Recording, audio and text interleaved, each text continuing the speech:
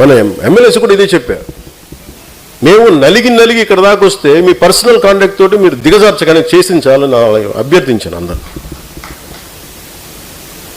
14 సంవత్సరాలు మా వాళ్ళు రోడ్ల మీద పడి నలిగి కేసులు పెట్టించుకుని వస్తే మీరు తక్కువని ఎమ్మెల్యేలు అయిపోయి మీరు కూర్చొని దిగజార్చకండి, ఇంకా చాలా మీరు కూర్చోబెట్టి మీరు ఇద్దరికి నమస్కారం పెడతానని చెప్పాను ఇద్దరికి.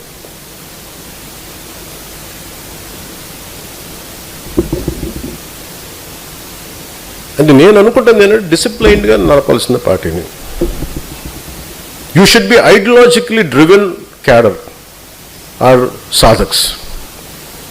మీరు ఎందుకు మాట మాట్లాడుతున్నారు, మీరు ఏం చేయబోతున్నారు, మీకు ఎందుకు ఒక పర్పస్ లేకపోతే please let us not do politics, let us not be in a political party, let's not be in Janasena.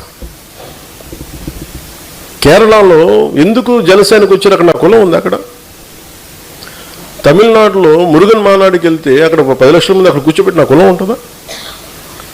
మన భావాల్ని మనం అర్థం చేసుకునే వ్యక్తులు ఉంటారు కాబట్టి వస్తారు. ఎక్కడో తమిళనాడుకి వెళ్తాను, ఎక్కడో మన మహారాష్ట్రకి వెళ్తాను, ఎందుకు వస్తారు అక్కడికి? తెలంగాణలో కూర్చొని ఒక ఎంపీటీసీలుగా గెలుస్తారు, లోకల్ బాడీస్లో గెలుస్తారు.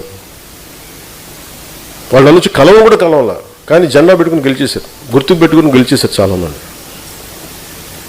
అంటే భావం తాలూకు గొప్పది, భావ తీవ్రత అంత గొప్పది.